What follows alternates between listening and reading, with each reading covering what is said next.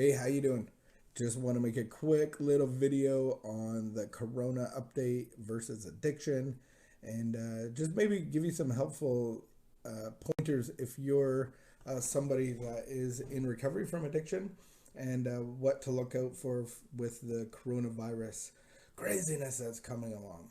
I myself am in isolation for the last couple days and I have flu-like symptoms.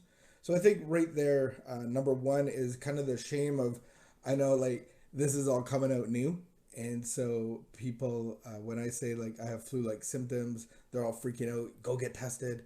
And I'm like, well, they don't really test like people that haven't been in foreign countries or come in contact with foreigners. So I can't really even get tested. So I'm doing my part just to isolate. So there's like that shame part of it.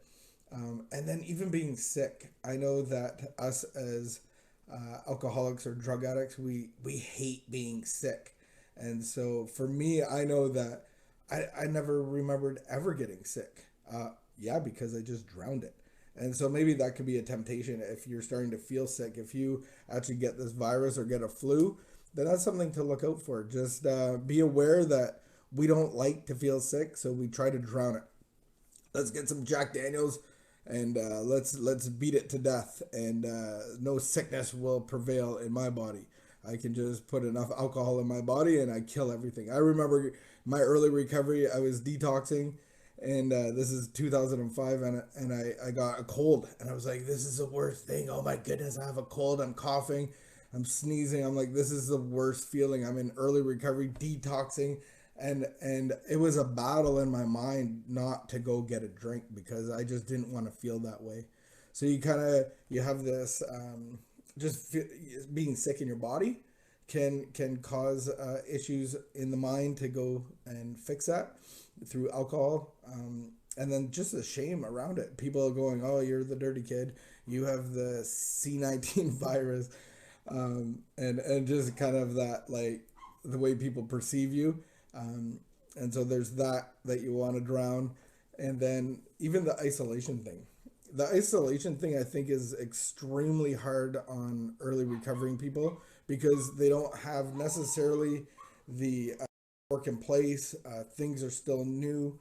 The opposite of addiction is connection. So we really need to be connected to each other. We really need to be connected to God, especially, and then through our relationships with others. And so you might have meetings, you might have church groups, you might have service work opportunities that are actually just being taken away from you.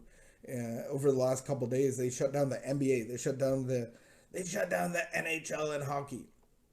Those guys are tough guys. They don't shut down nothing for hockey, and so they've shut down hockey. They've shut down AA groups and NA groups and church groups, and so there's going to be a lot of things online. So there's that worry about isolation, and so we know that addiction isolates us. So you might get that feeling again of being isolated, of not being around community. So just be aware of that. Be able to reach out on Facebook. There's meetings online meetings, so get involved in those. The other thing that I noticed, especially this time around, H1N1 was 2009, 2010, and it was rough. Like, I was in the people industry and everybody got sick, and then I got sick and I was like on my back for 2 weeks. I don't feel like what I have is nothing like that. But there's this fear and anxiety that wasn't there before. Like when people are clearing out aisles of toilet paper, I don't know what's up with that. I went right for the NyQuil. I'm like, if I'm gonna get some flu-like symptoms, I'm a big baby and I want to sleep well. So I chose that path instead. But there's this fear and anxiety with any pandemic. Like, it's a big deal. So as an early recovery person, you might be feeling this fear and anxiety, the end of the world. I'm going to be encapsulated in this little bubble, and well, I may as well drink. I may as well. The end is near. I'm just going to go out on top and pound a few beers and forget about what's happening in the world. So just be aware of that, the stress and anxiety, the fear, all that stuff. You may also be feeling maybe resentful or fearful about finances because many people's jobs will be put on break. You might be somebody that can't afford that. You might be somebody that, um, has kids in school. They're shutting down schools for 3 weeks after 2 weeks after March break. So 3 weeks, you got to figure out what to do with your kids. Many people will be asked to work remotely from home, and many people will actually have their job shut down. So there is the security aspect of, how am I going to pay my rent? How am I going to pay my bills?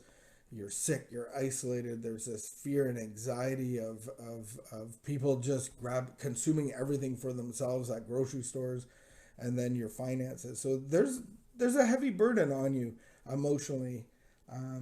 And if you get sick physically and spiritually, like, we're isolated. So this isn't a laughing matter. I'm bringing this up because I'm concerned for people in early recovery that might not see this stuff coming. So my goal is to make a connection with you and to give you a word of encouragement. Jesus says, "Here on earth you will have many trials and sorrows, but take heart, because I have overcome the world." So at the end of the day, we've already won the battle. We can live out of a place of victory. And my prayer for everyone is, stay safe, do what the city and the officials are telling you to do social distancing, fist bumping, or elbow tapping or toe tapping, or whatever you need to do. If you need to isolate, then reach out online and give us a holler. So I just wanted to share that video with you, and give you some tips on how to continue your sobriety even when we have a pandemic. All right, take care.